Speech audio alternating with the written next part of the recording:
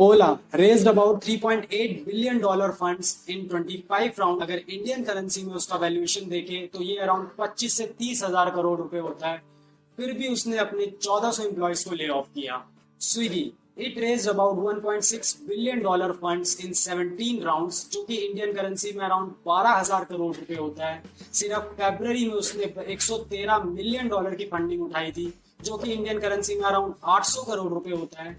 फिर भी उसने अपने 1100 एम्प्लॉयज को ले ऑफ किया। Zomato it raised about $1 billion funds in 17 rounds. अगर इंडियन करेंसी में उसका वैल्यूएशन देखें तो ये अराउंड 7,000 करोड़ रुपए होता है। और सिर्फ जनवरी में उसने $160 मिलियन की फंडिंग उठाई थी, जो कि इंडियन करेंसी में अराउंड 1100 करोड़ रुपए होता है। फिर भी उसने अपने around 13% of its workforce it had laid off, और जो बाकी बचे थे उसका उसने 50% पे कट कर दिया। OYO it raised about $3.2 billion funds. सिर्फ अक्टूबर में उसने $1.5 बिलियन की फंडिंग उठाई थी, जो कि इंडियन करेंसी में अराउंड 10 से 12,000 करोड़ रुपए होता है। फिर भी उसने अपने अराउंड 5,000 एम्प्लॉयज को ले ऑफ किया। India bulls laid off around 200 employees on A WhatsApp call. WhatsApp पर क्यों? क्योंकि व्हाट्सएप पर एंड टू एंड इंक्रिप्शन होता है और कोई इसकी वजह से कोई उसको सोशल मीडिया पर रिकॉर्ड करके पोस्ट नहीं कर सकता। जो मैंने अभी ये डेटा दिया जिन स्टार्टअप्स का, सिर्फ यही स्टार्टअप्स नहीं, आज मार्केट में हम लोग जितने भी स्टार्टअप्स देखते हैं वो सभी एक ही स्ट्रेटजी फॉलो कर रहे हैं, and they are resorting to mass cost cutting, and they are resorting to mass termination of their employees, of their workforce. आज की अपनी इस वीडियो में मैं ये डिस्कस करूंगा कि ऐसा क्या हो गया इन 2 महीने के लॉकडाउन में, ऐसा क्या हो गया इस सिर्फ 2 महीने के कोल्ड पीरियड में कि ये लोग इतने मास लेवल पर अपने एम्प्लॉयज को टर्मिनेट कर रहे हैं और इतने मास लेवल पर अपनी वर्कफोर्स को ले ऑफ कर रहे हैं। Let's start the discussion. Friends, इस स्टार्टअप क्राइसिस को समझने के लिए हमें सबसे पहले इन स्टार्टअप के बारे में कुछ चीजें हमें समझनी पड़ेगी, जैसे कि इन स्टार्टअप्स के ऑपरेट करने की स्ट्रेटजी, इन स्टार्टअप का वैल्यूएशन मॉडल, कौन लोग होते हैं जो इनमें इतनी ह्यूज फंडिंग लेके आते हैं। ये कुछ चीजें हमें समझनी पड़ेगी जिसको आज मैं अपनी वीडियो में समझाऊंगा। स्टार्ट करते हैं। सबसे पहले जो हमें इन स्टार्टअप्स के बारे में समझना पड़ेगा वो है एक स्टार्टअप का वैल्यूएशन, कि मार्केट में एक स्टार्टअप का किस तरह से हम लोग उसकी वैल्यू निकालते हैं और किस तरीके से उसका वैल्यूएशन होता है। फ्रेंड्स, अगर हम नॉर्मली देखें तो हम किसी भी बिजनेस का जब हम वैल्यूएशन करने जाते हैं, उसकी वैल्यू निकालने जाते हैं, तो सबसे पहले हम 2 चीजों की तरफ देखते हैं, एक तो उसके प्रॉफिट्स की तरफ और एक उसके कैश फ्लोज की तरफ। लेकिन अगर हम स्टार्टअप की बात करें तो स्टार्टअप के केस में ये दोनों ही चीजें हमारे पास अवेलेबल नहीं होती हैं, क्योंकि इनिशियल ईयर्स में ना ही स्टार्टअप्स के पास कोई प्रॉफिट होता है और ना ही उनके पास कोई फ्री कैश फ्लोज होते हैं। अगर जो ट्रेडिशनल मेथड्स हैं एक बिजनेस को वैल्यूएशन करने के, जैसे कि जो डिस्काउंटेड कैश फ्लो होता है मेथड हैं, वो यहाँ पर इनएप्लीकेबल हो जाते हैं। तो जनरली जो मार्केट में एक स्टार्टअप का वैल्यूएशन होता है वो नॉर्मली एक मेथड पर होता है, जो कि जिसको हम कहते हैं ग्रॉस मर्चेंडाइज वैल्यू मेथड। अब ये ग्रॉस मर्चेंडाइज वैल्यू मेथड में हम एक स्टार्टअप का वैल्यूएशन निकालते हैं उसकी ग्रॉस मर्चेंडाइज वैल्यू के बेसिस पर। अब ये ग्रॉस मर्चेंडाइज वैल्यू क्या है, इसको हम एक एग्जांपल के तौर पर समझेंगे। जैसे कि लेट सपोज फ्लिपकार्ट के थ्रू 1,000 करोड़ रुपए का सामान बेचा गया, तो ये 1,000 करोड़ रुपए फ्लिपकार्ट की ग्रॉस मर्चेंडाइज वैल्यू है। लेकिन फ्रेंड्स, हमें यहाँ ये समझने की जरूरत है कि ये 1,000 करोड़ रुपए फ्लिपकार्ट का रेवेन्यू नहीं है। ये 1,000 करोड़ रुपए में से लेट सपोज अगर फ्लिपकार्ट अपने सेलर से 10% की कमीशन चार्ज करता है, तो 1,000 का 10% हुआ 100 करोड़। तो 100 करोड़ यहाँ पर फ्लिपकार्ट का रेवेन्यू निकल के आया, और इस 100 करोड़ में से भी अगर हम डिस्काउंट्स, कैशबैक्स और जो फ्लिपकार्ट अपने एम्प्लॉयज को सैलरी दे रहा है और अदर एक्सपेंसेस जो कि नॉर्मल जो कि बिजनेस हम ऑपरेट करने में जो हमारे होते हैं, उन एक्सपेंसेस को अगर हम रिड्यूस कर दें तो उसके बाद फ्लिपकार्ट का नेट प्रॉफिट यहाँ पर निकल के आएगा।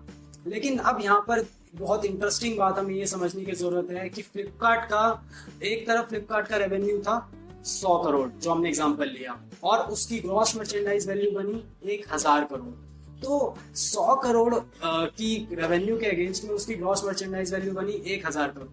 तो 100 करोड़ की रेवेन्यू के अगेंस्ट में ही फ्लिपकार्ट 1,000 करोड़ की मार्केट से फंडिंग उठा सकता है अपनी ग्रॉस मर्चेंडाइज वैल्यू के बेसिस पर। जो दूसरी चीज हमें समझने की जरूरत है वो है इन स्टार्टअप्स की फंडिंग का रूट। वो कौन लोग होते हैं जो इन स्टार्टअप में इतनी ह्यूज इन्वेस्टमेंट करते हैं सो फ्रेंड्स, जो जनरली जो लोग इन स्टार्टअप में पैसा लगाते हैं वो लोग होते हैं वेंचर कैपिटलिस्ट, जिनको हम शॉर्ट फॉर्म में वीसीज कहते हैं। अब ये वीसीज कौन होते हैं? वीसीज जनरली होते हैं हाई नेटवर्थ इंडिविजुअल्स, बैंक्स और फाइनेंशियल इंस्टीट्यूशंस, जो टेक्नोलॉजी रिलेटेड स्टार्टअप्स को ढूंढते हैं जिनमें ह्यूज ग्रोथ पोटेंशियल होता है और इसमें ये लोग ह्यूज इन्वेस्टमेंट करते हैं। अब ये स्टार्टअप्स जनरली कंपनी के वैल्यूएशन की तरफ देखते हैं, कंपनी के एक्सपेंशन की तरफ देखते हैं और फिर उसमें इन्वेस्टमेंट करते हैं। ये और दूसरी बात जो इंटरेस्टिंग फैक्ट मैं यहाँ पे बताना चाहूंगा अपने व्यूअर्स को, कि ये स्टार्टअप जनरली कंपनी के प्रॉफिटेबिलिटी से इतना कुछ इनका लेना देना नहीं होता है। अब यहाँ पर इस फैक्ट को सुनकर बहुत सारे लोग ये सरप्राइज होंगे कि यार एक बंदा एक कंपनी में इन्वेस्टमेंट कर रहा है तो वो उसकी प्रॉफिटेबिलिटी को इतना क्यों नहीं देख रहा। प्रॉफिटेबिलिटी जो हम सब लोगों की नजरों में एक इम्पॉर्टेंट फैक्टर है कंपनी के वैल्यूएशन में, वो वीसी के लिए उतना इंपॉर्टेंट क्यों नहीं है। सो फ्रेंड्स, इस चीज को और इन वेंचर कैपिटलिस्ट के ऑपरेट करने के सिस्टम को यहाँ पर हम समझेंगे एक एग्जाम्पल के साथ। तो फ्रेंड्स, लेट्स सपोज एक वीसी ने एक कंपनी में तब पैसा लगाया जब उसका वैल्यूएशन 100 करोड़ रुपए था। उसने उस कंपनी का 30% स्टेक खरीद के उसमें 30 करोड़ की इन्वेस्टमेंट उसने उस कंपनी में की। अब आज से 5 साल बाद जब उस कंपनी का वैल्यूएशन लेट्स सपोज मैं कहता हूँ 1000 करोड़ हो गया, तो जब उस कंपनी का वैल्यूएशन 1000 करोड़ हो गया तो उस वीसी के स्टेक का वैल्यूएशन भी इंक्रीज हुआ होगा। अब 1000 करोड़ में उसका स्टेक था 30%, तो 30% के हिसाब से उसके स्टेक का वैल्यूएशन हो गया 300 करोड़। अब यहाँ पर उस 5 साल के अंदर उस वीसी का स्टेक 30 करोड़ से 300 करोड़ पे पहुंच गया और जब 300 करोड़ पे पहुंच जाएगा तब वो वीसी वहां से एग्जिट रूट देखेगा उस स्टार्टअप से और वो अपना स्टेक एक दूसरे वीसी को बेच के वहां से निकल जाएगा। अब जब दूसरा वीसी आएगा वो भी उस कंपनी में पैसा लगाएगा और वो भी कंपनी के वैल्यूएशन के बढ़ने का इंतजार करेगा और जब आज से 3 साल 4 साल बाद उस कंपनी का वैल्यूएशन बढ़ जाएगा तो उसके स्टेक का भी वैल्यूएशन बढ़ेगा और वो भी वही सेम प्रोसीजर फॉलो करेगा और वो वहां से अपने स्टेक को दूसरे वीसी को बेच के वहां से निकल जाएगा। तो इसी तरह से ये लोग ऑपरेट करते हैं और इसी वजह से ये लोग कंपनी के प्रॉफिटेबिलिटी को उतना नहीं देखते हैं, ये बस कंपनी के वैल्यूएशन को देखते हैं और कंपनी के एक्सपेंशन को देखते हैं। अब वैल्यूएशन यहाँ पर एक स्टार्टअप का किस तरह से होता है वो हमने इसमें पहले अपने वीडियो के स्टार्टिंग में समझा था कि विदाउट प्रॉफिट्स भी एक कंपनी का वैल्यूएशन हजारों करोड़ रुपए में जा सकता है। सो फ्रेंड्स, इस प्रोसीजर से ये लोग ऑपरेट करते हैं। सो फ्रेंड्स, हम लोगों ने इन स्टार्टअप के वैल्यूएशन मॉडल को समझा, इन स्टार्टअप्स की फंडिंग रूट को समझा। अब जो तीसरी और जो मोस्ट इंपॉर्टेंट चीज हमें ये स्टार्टअप क्राइसिस को समझने में मदद करेगी वो है इन स्टार्टअप्स के ऑपरेट करने की स्ट्रेटजी, कि किस स्ट्रेटजी से ये लोग अपना बिजनेस चलाते हैं, किस स्ट्रेटजी से ये लोग ऑपरेट करते हैं। तो फ्रेंड्स, अगर मैं इन स्टार्टअप्स के ऑपरेट करने की स्ट्रेटजी के बारे में बात करूं तो ये स्टार्टअप जनरली एक स्ट्रेटजी फॉलो करते हैं that instead of profits go for expansion. इस स्ट्रेटजी के बारे में अगर हम और क्लियर वर्ड्स में समझें तो उसका मतलब निकल के आता है कि ये स्टार्टअप जनरली अपने इनिशियल ईयर्स में प्रॉफिट्स की तरफ नहीं देखते हैं and they generally go for expansion, कि उनका जितने ज्यादा से ज्यादा सेक्टर्स में, जितना ज्यादा से ज्यादा लोकेशंस में उनका एक्सपेंशन हो सके वो लोग एक्सपेंशन के लिए जाते हैं। अब इस स्ट्रेटजी को सब्सटेंशिएट करने के लिए मैं एक डेटा अपने व्यूअर्स के सामने यहाँ पर रखना चाहूंगा। फाइनेंशियल ईयर 19 में ओला ने अराउंड 2600 करोड़ रुपए का लॉस रिपोर्ट किया है। स्विगी ने फाइनेंशियल ईयर 19 में अराउंड 2400 करोड़ रुपए का लॉस रिपोर्ट किया है।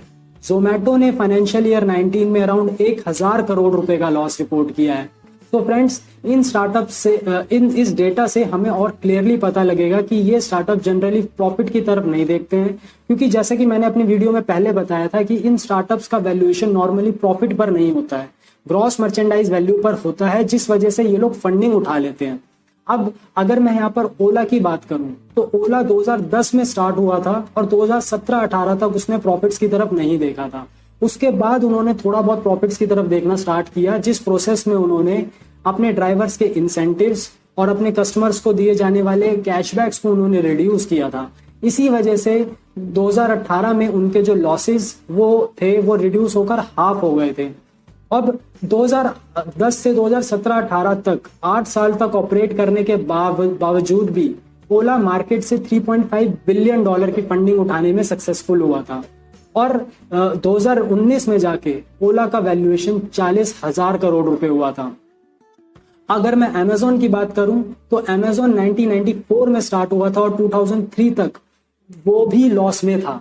2003 के बाद जाके अमेजोन प्रॉफिटेबल बनी थी। तो ये जानकर बहुत सारे लोगों को हैरानी होगी कि इतना बड़ा स्टार्टअप जो आज इतना सक्सेसफुल है वो अराउंड 9 से 10 साल लॉस में रहा था। सो फ्रेंड्स, जो मैं आपको बता रहा था कि ये startup generally expansion strategy follow करते हैं, ये इस डेटा से क्लियरली सब्सटेंशिएट होता है। और उसी वजह से जो वीसीज होते हैं वो इनमें पैसा लगाते हैं और वो प्रॉफिटेबिलिटी की तरफ नहीं देखते हैं, क्योंकि उन्हें पता है कि कंपनी एक्सपैंड करेगी तो कंपनी का वैल्यूएशन बढ़ेगा, और अगर कंपनी का वैल्यूएशन बढ़ेगा तो उनके स्टेक का भी वैल्यूएशन बढ़ेगा, और फिर वो अपना स्टेक दूसरे वीसी को बेचकर वहां से एग्जिट कर जाएंगे और प्रॉफिट कमा लेंगे। तो इस स्ट्रेटजी से, एक्सपेंशन स्ट्रेटजी से स्टार्टअप का भी फायदा होता है और वीसी का भी फायदा होता है। तो फ्रेंड्स, हमने इन स्टार्टअप्स के ऑपरेट करने की स्ट्रेटजी को समझा, और इन स्टार्टअप्स के ऑपरेट करने की स्ट्रेटजी को समझने के बाद हमें और क्लियरली समझ में आएंगे ये लॉकडाउन क्राइसिस और ये स्टार्टअप क्राइसिस के बारे में। अब जैसे कि मैंने अपनी वीडियो में पहले बताया कि ये startup generally expansion strategy follow करते हैं, और एक्सपेंशन स्ट्रेटजी फॉलो करते हुए जो ये रेवेन्यू कमाते हैं उससे कहीं ज्यादा ये लोग इन्वेस्ट कर चुके होते हैं। और जो ये स्टार्टअप्स होते हैं ये जनरली ऑपरेट करते हैं अपनी फंड रेजिंग कैपेसिटी पर, और ये स्ट्रांगली रिलाई करते हैं अपनी फंड रेजिंग कैपेसिटी पर। अब लॉकडाउन की वजह से इनकी दोनों चीजों पर, दोनों इनकी एबिलिटीज पर बहुत बुरी तरीके से इफेक्ट हुआ है। एक इनकी रेवेन्यू जनरेशन कैपेसिटी और एक इनकी फंड रेजिंग कैपेसिटी। अगर मैं रेवेन्यू जनरेशन कैपेसिटी की बात करूं तो 2 महीने से लॉकडाउन चल रहा है। इन स्टार्टअप के प्रोडक्ट्स और सर्विसेज की डिमांड बिल्कुल खत्म हो चुकी है, जिस वजह से रेवेन्यू बिल्कुल नहीं जनरेट हो रहा है इन स्टार्टअप्स के लिए। और जो दूसरी चीज, लॉकडाउन की वजह से डिमांड नहीं है, तो इन स्टार्टअप्स को पता है कि जब तक डिमांड बैक टू नॉर्मल नहीं हो जाती और जब तक ये चीजें ऑपरेशनलाइज नहीं हो जाती, इनको एडिशनल फंडिंग नहीं मिलेगी जो ये स्टार्टअप जनरली मार्केट से उठा लिया करते थे। सो फ्रेंड, अब रेवेन्यू जनरेट नहीं हो रहा है, जितना कमाया था उससे कहीं ज्यादा तो इन्वेस्ट कर दिया, फंडिंग और मिलेगी नहीं। सो इन स्टार्टअप्स के पास जो अवेलेबल कैश है ये उसको प्रिजर्व रखना चाह रहे हैं इस एंटिसिपेशन में कि जब तक चीजें ऑपरेशनलाइज नहीं हो जाती तब तक इनका बिजनेस स्मूथली चल सके, और इस कोल्ड पीरियड को, जिसमें डिमांड नहीं है या डिमांड बहुत कम है, ये स्टार्टअप्स उस कोल्ड पीरियड को सरवाइव कर सके। सो फ्रेंड्स, इसी वजह से ये स्टार्टअप्स, ये बिलियन डॉलर स्टार्टअप्स इतने ह्यूज लेवल पर कॉस्ट कटिंग कर रहे हैं और इतने ह्यूज लेवल पर अपने एम्प्लॉयज को, अपनी वर्कफोर्स को टर्मिनेट कर रहे हैं, इतना ह्यूज वैल्यूएशन होने के बावजूद भी और इतनी मार्केट से इतनी ह्यूज फंडिंग मिलने के बावजूद भी। So friends, I will wrap up for today, और मैं बिलीव करूंगा कि मैं अपने इस वीडियो के थ्रू अपने व्यूअर्स को ये स्टार्टअप क्राइसिस के बारे में समझा पाया। अपने आगे आने वाली वीडियोस में मैं और इंटरेस्टिंग फैक्ट्स और इंटरेस्टिंग केस स्टडीज आपके सामने लेकर आऊंगा। तो अगर वीडियो अच्छी लगे तो please like, share and subscribe. Thank you.